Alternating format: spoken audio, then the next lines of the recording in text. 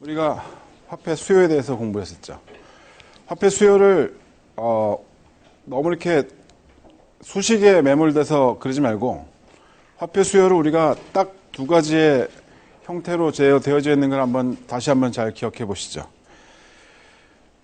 통화주의 학파라고 얘기하는 밀턴 프리드만이 얘기하고 있는 그쪽 동네의 화폐 수요는 여러분들이 보면 저게 뭘까라고 생각하는 이러한 형태로 시작이 됐었죠. 그래서 이것이 실질 화폐로 표현이 됐고 물가를 감안한 통화량, 그죠? 그리고 뭐 이렇게 됐었죠. 그죠? 여기에서 K는 이렇게 있는 거죠. 자, 이렇게 그려놓고 보면 그렸죠. 지금 이것이 지금 화폐에 대한 수요를 표현하고 있는 것인데, 그죠? 소득에서 일정 부분 얼마만큼씩 사람들은 화폐를 보유한다라고 얘기를 하고 있다 이 얘기죠. 근데 여기에서 지금 이 사람들이 얘기하고 있는 이 상태에서의 프레임에서는 이 사람들의 프레임에서는 화폐 시장과 채권 시장 둘로 나눠져 있는 게 그런 거 없어요. 그죠? 여기에서는 생산, 거래량 그렇게 내려와서 이렇게 만들어진 거예요. 그죠? 그 생각 자체가 완전히 처음부터 화폐에 대해서 만들어지는 것 자체가 다르다라는 거죠. 그죠? 이 사람들은 실물의 모든 것이 다 포커싱이 되어져 있어요. 그러니까 생산되고 소비되고 저축하고 투자하고 이러한 측면에서 지금 그 세상을 바라보고 있는 거죠. 그죠? 그래서 이 사람들은 화폐 현상이라는 그런 것 자체가 없는 거죠. 지금 이것을 굉장히 이상하게 볼 수 있을지 모르지만 사실은 이렇게 자신 있게 쓰고 있는 거는 이 사람들이 자신 있게 쓰고 있는 거는 실물 경제를 자신들은 훨씬 더 중요하게 포커싱해서 보고 있다라고 여러분들이 이해해도 괜찮다라는 거죠. 반면에 케인즈는 채권 시장하고 화폐 시장하고 둘로 나눠져요. 내가 만약에 돈이 있으면 채권을 투자를 할까 아니면 화폐를 갖고 있을까 둘 중에 하나를 결정하는데 화폐에서 결정되건 채권에서 결정이 되건 둘 중에 하나가 결정이 되면 그것은 이자율로 나타나게 되는 거죠. 채권의 가격은 이자율과 같죠. 채권의 가격은 이자율을 표현하는 것과 같아요. 그죠? 채권의 가격이 올랐다는 얘기는 이자율이 떨어졌다는 얘기랑 동일한 얘기예요. 채권의 가격이 높다는 얘기는 이자율이 낮다는 얘기랑 같은 얘기라는 거죠. 그죠? 자, 이렇게 해서 한쪽의 시장에서 균형이 성립이 되게 되면 다른 쪽 시장에서 당연히 균형이 있는 이러한 것이 있을 수밖에 없어요. 왜? 여기에서는 시장이 딱 두 개밖에 없고 사람이 이걸 할까 이거 할까 둘 중에 하나를 선택하는 거니까. 그렇죠? 그래서 여기에서 지금 이자율이 결정되고 있는 것들을 그렇게 얘기를 하고 있는 거죠. 이렇게 되면 화폐에 대한 수요라는 것이 이자율에 의해서 영향을 받아요. 굉장히 그렇죠. 여기에는 이자율의 영향을 받지 않는다고 얘기를 하다가 나중에 지금 고백을 하죠. 이자율 영향을 받더라. 이렇게 얘기를 갖다 했던 거예요. 하지만 그래도 약하다라고 이론적으로는 얘기하지만 일반적으로 지금 모든 사람들이 동의하기에는 이자율이 영향을 준다. 이렇게 이자율의 함수이다라고 사람들은 얘기를 하고 있다라는 거죠. 요게 지난 시간에 얘기했던 거를 다시 살짝 정리하게 되면 이렇게 돼요. 그죠? 자, 이제는 통화정책의 효과에 대해서 한번 생각을 해보자 이거예요. 이쪽에서 얘기하고 있는 이러한 화폐에 대한 수요를 갖고 있는 사람들하고 이렇게 화폐에 대한 수요를 갖고 있는 사람들하고 통화정책이 있다 그러면 그것이 동일할 수가 있겠느냐? 물론 달라요. 하지만 일반적으로 이거는 지금 이쪽에서 이제 학파별로 나누어서 보는 통화정책의 효과이고 일반적으로 바라보는 통화정책의 효과는 이렇게 되는 거죠. 이자율의 변화를 통해서 실물 경제에 영향을 미친다. 이자율이 실물 경제에 영향을 미치는 건 분명하다는 거죠. 화폐 수요량은 일정 수준을 유지하는 것이 맞다라고 일반적으로 사람들이 받아들여지고 있다는 얘기예요. 그리고 통화량의 증가는 저축 투자 이자율 하락, 총수요 증가 효과로 나타나게 된다. 그러니까 이자율이 낮아지게 되면 총수요의 증가가 있다라고 설명을 하는 게 일반적인 그러한 설명이다라는 거죠. 이건 학파의 구분 없이 우리가 일반적으로 신문을 보게 되면 저러한 얘기들을 하게 되는 거죠. 편안하게. 너는 어느 학파니라고 얘기하는 것이 아니라 통화에 대해서 얘기를 하면 이렇게 얘기를 하고 있다 이러는 거죠.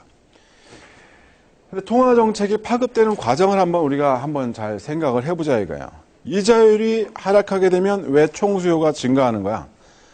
라고 하는 그런 것이 어떠한 과정을 통해서 그렇게 되고 있는지를 한번 생각을 해보자 이거죠. 첫 번째는 자본 유출입이 달라져요. 그러니까 만약에 국내 이자율이 떨어지게 되면 국내에 투자하려고 하는 외국인 투자가 줄어들죠. 달러의 유입이 줄어들고 우리가 유출되는 그러한 달러가 감소하게 되고 그렇게 되면 환율의 변화가 생기죠. 환율의 평가 절하가 나타나게 되고 그로 인해서 순수출이 증가한다. 이렇게 우리가 설명을 하게 되는 거죠. 그러니까 순수출이 증가하는 경우. 두 번째는 이자율이 하락했다는 얘기는 증권과 채권 가격이 높아졌다는 얘기예요. 그죠? 동일한 얘기죠. 그래서 부의 증가 효과가 분명히 있다는 거죠. 이자율이 떨어지게 되면 또 다른 거는 뭐가 있냐면 주택담보대출 수요가 늘어나요. 주택 수요가 증가되는 거죠.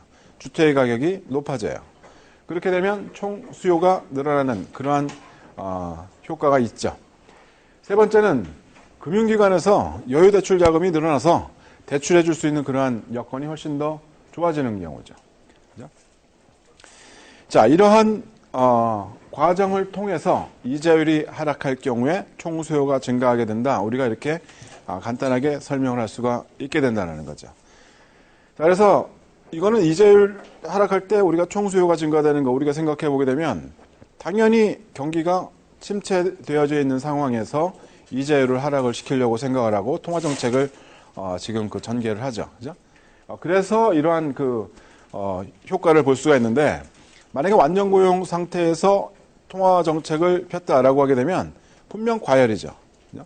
과열이라는 얘기는 물가만 상승하게 되는 그러한 현상이 나타나게 될 것이다라고 얘기할 수가 있는 거죠. 다음 페이지를 보게 되면 우리가 이제 이러한 그림으로 그래프로 그리게 되면 아주 간단하게 보여지는 거죠. 화폐에 대한 수요를 일반적인 형태로 그리게 되고 그리고 통화량의 증가. 이것은 통화량은 이자율하고 상관없이 중앙은행이 결정하죠. 통화량 증가하게 되면 이자율 떨어지게 되고 그래서 이것을 통해서 이자율이 떨어지게 되면 총수요가 늘어나는 그러한 과정을 우리가 볼 수가 있게 될 것이다라는 거죠. 그죠? 이거는 왜 또 그랬을까요? 얘는 또 왜 있을까요? 자, 이렇게 돼서 만약에 이 상태가 여기가 1점에서 만약에 통화량을 증가를 시켜서 총수요가 증가가 됐다라고 하게 되면 지금 2점으로 가겠지만 일시적으로 잠깐 있을지 모르겠지만 지금 여기에서는 완전 고용보다 더 많은 생산량이죠. 이렇게 되면 어떻게 되는 겁니까? 자원 노동 가격 상승하게 되고 지금 단기 공급 곡선은 좌로 이동하게 되는 그러한 요인으로 나타나게 되죠. 자원 가격의 변동, 지금 공급 곡선의 이동, 여러분들 거시 파트 들어와서 배웠던 그러한 내용이죠. 그래서 다시 3점으로 가서 지금 균형을 찾게 되는 그러한 상황이 될 것이다. 그래서 1점에서 3점으로 간다라고 하게 되면 물가만 오르고 과열된 상황만 나타나게 되고 지금 끝나게 되는 거죠. 자, 이러한 것들을 우리가 조금 일반화시켰다기보다는 조금 더 구체적으로 그러한 정책과 지금 최종적인 그러한 목표에 대해서 우리가 한번 생각을 해보자 이거야. 우리가 생각할 때는 거시 정책이라는 것이 우리가 왜 있어야 된다고? 사람들이 잘 먹고 잘 살았으면 좋겠어요. 편안하게. 실업도 발생하지 않고 그리고 소득도 계속해서 증가될 수 있는 그러한 상황이 있었으면 좋겠다라는 거죠. 그래서 뭘 만드는 겁니까? 공개시장 조작 정책이나 재할인율이나 지급준비율에 대해서 변화를 주면서 정책을 피게 되는 거죠. 정책을 펼치게 되면 그로 인해서 어떤 것이 달라지는 거냐? 공개시장 조작 정책이나 재할인율이나 지급준비율이 달라지게 되면 보는 통화의 증감이 나타나죠. 그러니까 보는 통화가 뭐랄까 중앙은행으로부터 흘러나온 현금이라고 그랬죠. 그것이 달라지게 되고 만약에 재할인율이나 지급준비율이 달라지게 되면 은행의 경영 여건이 달라져요. 부채 자산이 달라지죠. 물론 지금 보는 통화 달라지게 되면 달라지게 되는 그러한 상황으로도 표현이 될 수가 있죠. 단기 이자율을 변동을 시키게 되는 지금 그 공개시장 조작 정책 뭐 이런 것들을 통해서 이러한 조작 목표가 있어요. 어디까지 가자. 단기 이자율 얼마. 이렇게 해서 가게 되면 그 다음엔 통화 총량, 은행의 신용, 장기 이자율의 변화를 통해서 최종 목표는 물가 안정, 완전 고용, 국제 수지의 균형이나 경제 성장 이러한 목표를 달성하기 위해서 우리가 이 통화 정책을 지금 펼치게 된다라고 얘기를 하는 거죠. 최종 목표는 거시경제의 안정이에요. 그죠? 이러한 목표를 달성시키기 위해서 이러한 과정을 가게 되는 거죠.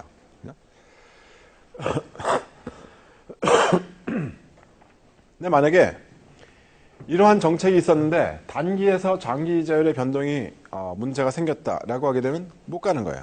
그죠? 이런 변동이 있었는데 은행 신용이나 통화 총량에 어떠한 문제가 있었다, 가지 못했다라고 하게 되면 못 가는 거죠. 그죠? 중간 목표 달성을 해야지 되는 그러한 거죠. 그죠? 그래야지 우리가 갈 수 있다라는 거죠. 근데 이러한 중간 목표를 보다 보면 다시 이제 우리가 학파별로 구분되는 것을 한번 잘 생각을 해보자 이거예요. 학파별로 어떻게 구분이 되느냐.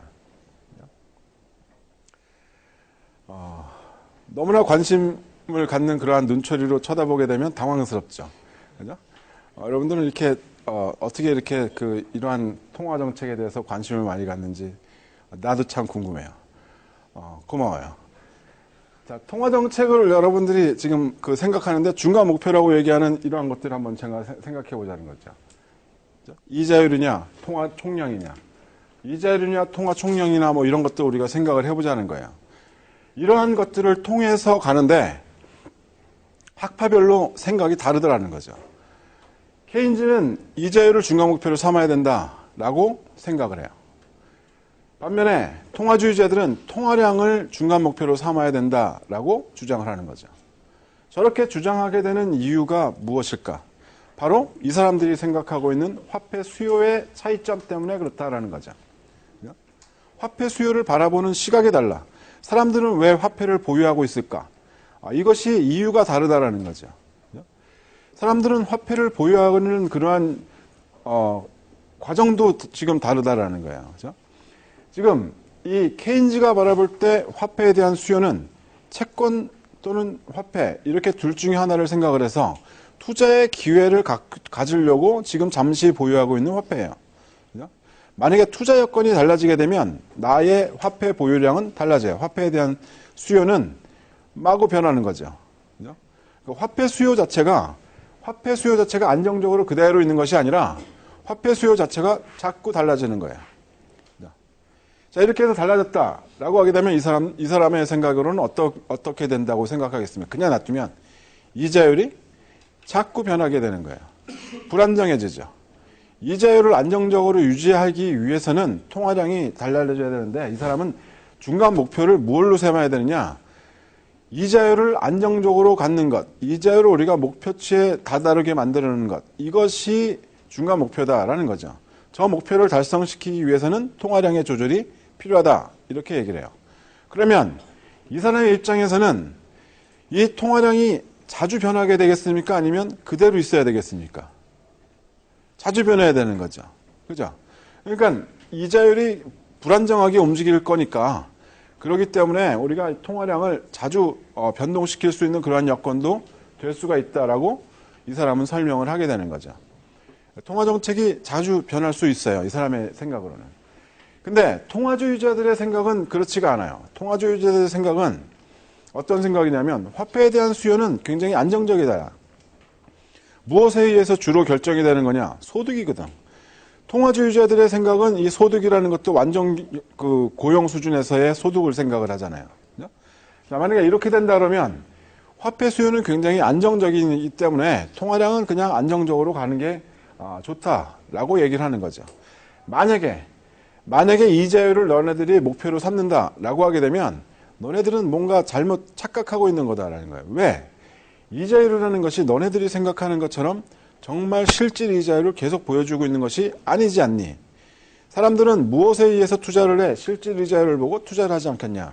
그런데 너네들이 시장에서 결정되고 있는 그러한 이자율을 본다면 분명 명목 이자율일 것이다라는 거죠. 명목 이자율과 실질 이자율에는 차이가 분명히 있어요. 인플레이션 때문에. 그죠? 내가 얘한테 돈을 빌려줘. 내년에 받기로 했어. 내년에 물가 상승이 5%래. 내가 얘한테 만약에 5%의 이자를만 받아. 그럼 얘는 공짜로 쓰는 거예요. 그렇죠? 내가 만약에 5%의 돈을 빌리겠다. 근데 내년에 물가가 5%래. 신나는 거죠. 나는 그냥 공짜로 돈을 빌리는 거예요. 그러니까 대기업들이 물가가 올라가는 그런 상승기에는 돈을 자꾸 빌려서 뭔가 사업을 하려고 하는 그런 생각할 수 있겠죠. 아니면 다른 기업들도 마찬가지죠. 사람들이. 명목 이자율에는 우리가 불안정한 정보라는 것을 명목 이자율은 불안정한 정보다라고 얘기를 하는 것이 이 인플레이션이 내년에 일어나는 인플레이션이잖아. 그죠? 지금 당장의 물가 상승이 아니라 앞으로 일어날 인플레이션에 대한 예상이라고요. 그 예상이라는 것을 지금 포함을 시킨 것이 명목이야. 근데 그 명목 이자율이라는 것이 정확하다고, 완전하다고 생각할 수가 있겠는가? 완전하다고 생각할 수가 있겠는가? 굉장히 불안정한 그러한 것을 보고 그것을 제대로 맞추겠다고 통화량을 변동을 시키게 되면 문제가 있다. 이러한 주장을 피는 거죠. 통화 수요 자체가 안정적이기 때문에 통화 수요는 그냥 놔둬라. 통화량은 그냥 안정적으로 유지를 해줘라. 이렇게 얘기하는 거죠. 간단히 얘기를 하면 여기에서 바로 이 식만 가지고 이 사람들은 얘기를 하고 있는 거예요. 지금 이 사람들은 유통 속도라는 것이 안정적이다라고 얘기를 했죠. 유통 속도는 그렇게 쉽게 달라지지 않는다라고 얘기를 했어요. 생산량이 있고 여기 GDP죠. 완전 고용 수준이건 아니건 물가 수준이 결정되어져 있는 거고, 그리고 통화량을 변화시킨다. 만약에 이것이 변화가 되게 되면 이것이 만약에 완전 고용 수준에 있다라고 할 때 이것은 더 달라져? 그렇게 그 생산 능력이 많이 달라지느냐? 달라지지 않을 거야. 그렇다고 한다면 얘도 안 달라지고 얘도 안 달라지면 달라질 수 있는 건 물가밖에 없는 거죠. 만약에 얘가 올라갔다 내려갔다 하게 되면 달라지는 건 얘만 왔다 갔다 하고 그러는 거예요. 얼마나 사람들이 피곤하겠니? 물가의 변동만 우리가 그렇게 본다고 얘기한다면. 이렇게 설명을 하고 있는 사람들이 이 통화주의자들이죠. 그래서 이 별거 아닌 것 같지만 말이죠. 설명하게 되는 것들이 되게 많아요. 이거 가지고. 자, 이러한 것들을 우리가 보게 된다 이거죠. 자, 통화정책의 효과를 한번 생각을 해보게 되면 어떻게 나타나느냐. 경기 과열 시에는 효과가 있다. 라고 얘기하는 사람이 케인즈예요. 경기가 과열되어져 있는 상황. 그래서 통화량을 줄이게 되면 지금 이자율이 더 높아지는 그러한 상황으로 지금 가게 되는 거죠. 이자율이 높아지게 되면 총 수요를 안정시킬 수가 있어요. 그러니까 경기가 과열되어 있을 때 그것을 조금 억제할 수 있는 그러한 방법으로는 분명 통화정책이 효과가 있는데, 만약에 경기가 침체되어져 있는 상황이다라고 하게 되면 이건 얘기가 다르다라는 거죠. 이 사람이 생각할 때는 경기가 침체되어져 있을 때는 화폐에 대한 수요가 어떠한 형태로 나타났었습니까? 화폐에 대한 수요가 유동성 함정 얘기를 했던 것 기억하시죠? 그죠? 찾아볼까요? 이 거기죠. 그죠? 만약에 통화량을 증가를 시켰어. 그래서 여기까지도 증가를 시켰는데도 계속 증가를 시켰는데도 아무런 효과가 나타나지 않을 수 있는 구간이 분명 있다라는 거죠. 만약에 여기에 있다라고 할 때, 이 상황에 있다라고 할 때 통화량을 증가시키면 뭘 하겠니? 그럴 필요 없이 이 사람은 통화정책보다는 재정정책을 더 우선시하는 그러한 사람이 되는 거죠. 그렇겠죠.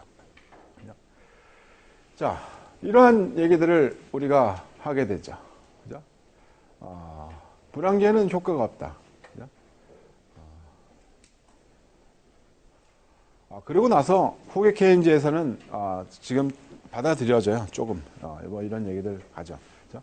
일단은 통화주의자 얘기를 다시 한번 통화주의자 이렇게 넘어가 보죠.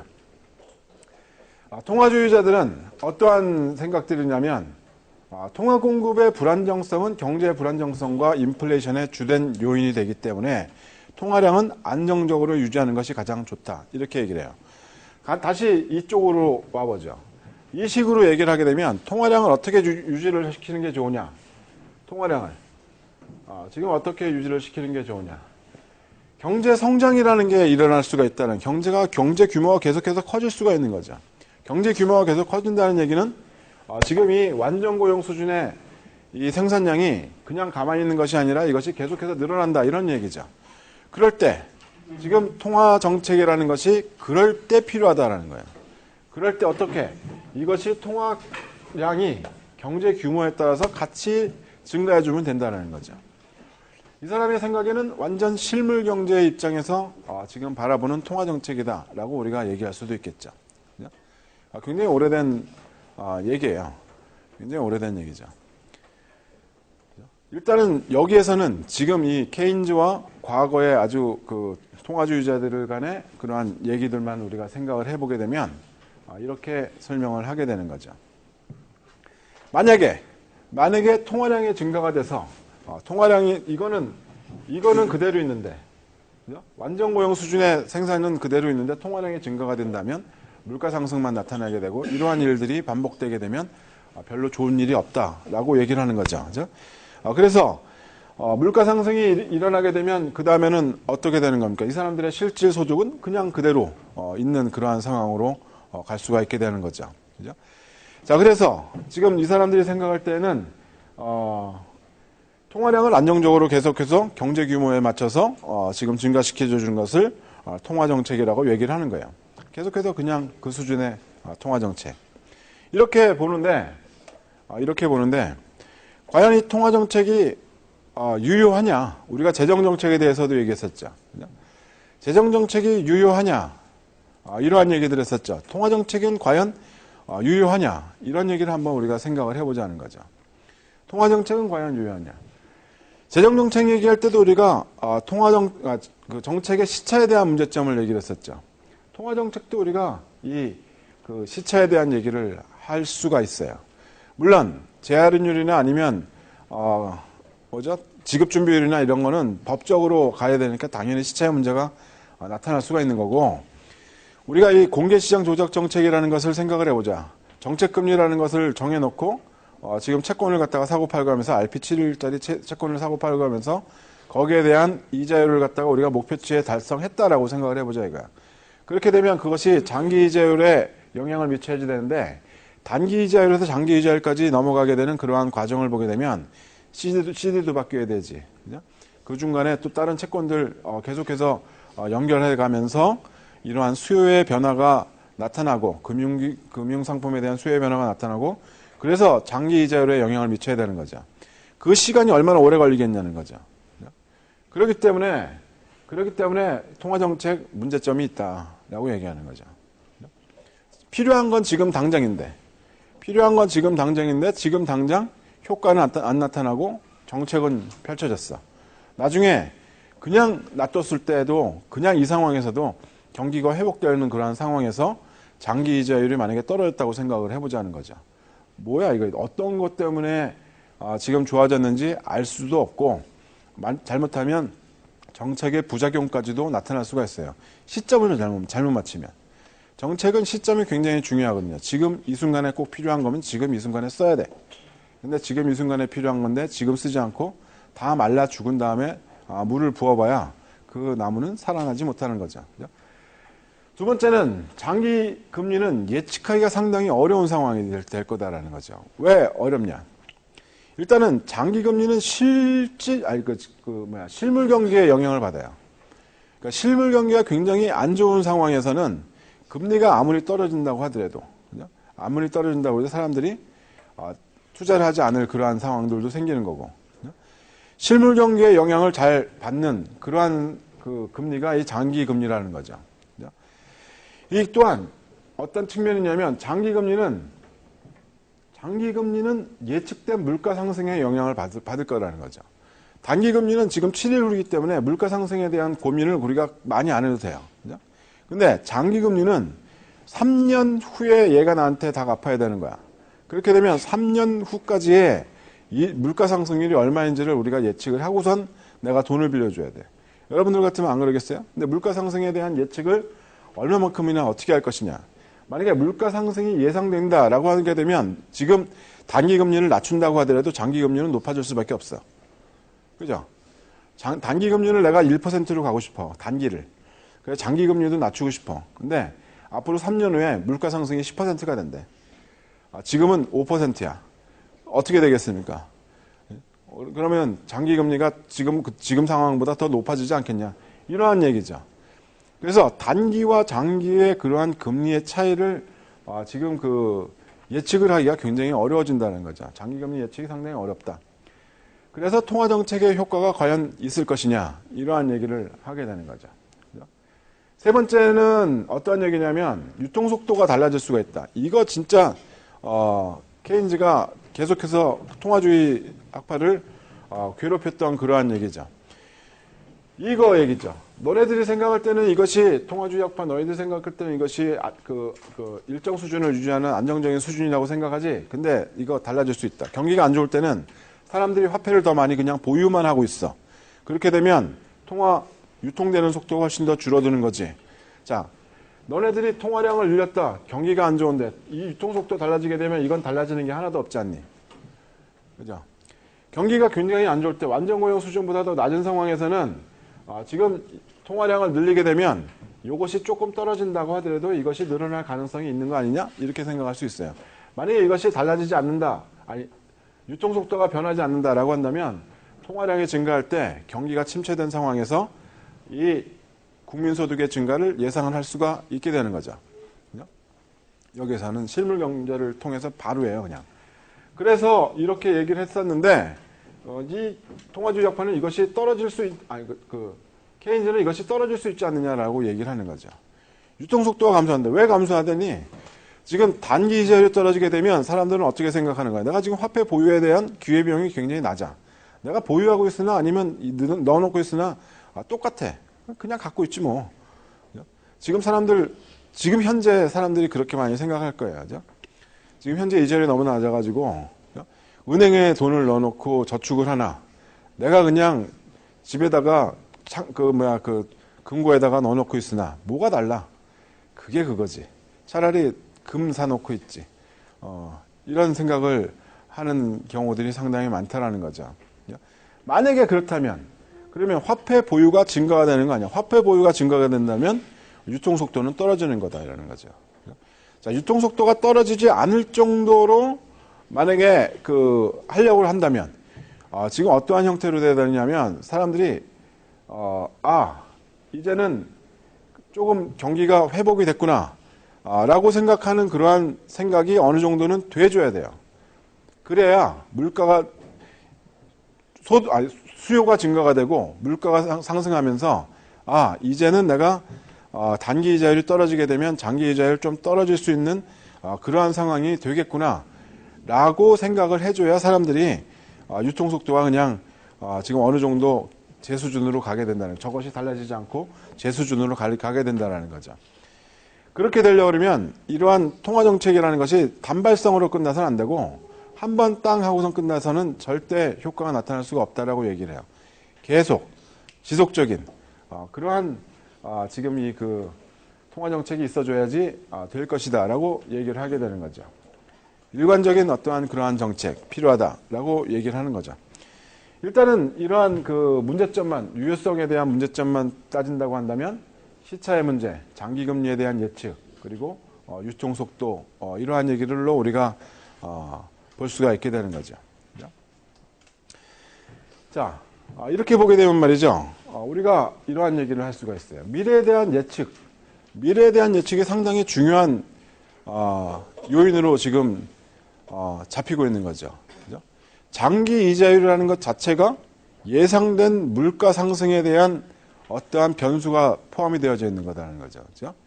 장기 이자율, 장기 실질 이자율, 장기 명목 이자율 우리가 생각을 해보게 되면 안 그렇습니까? 그렇죠? 그래서 우리가 미래에 대해서 얼마만큼 예측을 잘 하느냐 못하느냐 이것이 통화정책의 효과가 있느냐 없느냐 이것에 대한 어떠한 얘기를 좀 해줄 수 있는 것 아닌가 이렇게 되는 거죠. 상당히 미래에 대한 예측이 정확하냐 정확하지 않느냐 굉장히 중요한 얘기가 됐다라는 거예요. 자, 그렇게 해서 우리가 본다면 말이죠. 그렇게 해서 우리가 본다면 이제는 인플레이션과 기대 이론이라는 것을 생각을 해볼 수가 있게 되는 거죠.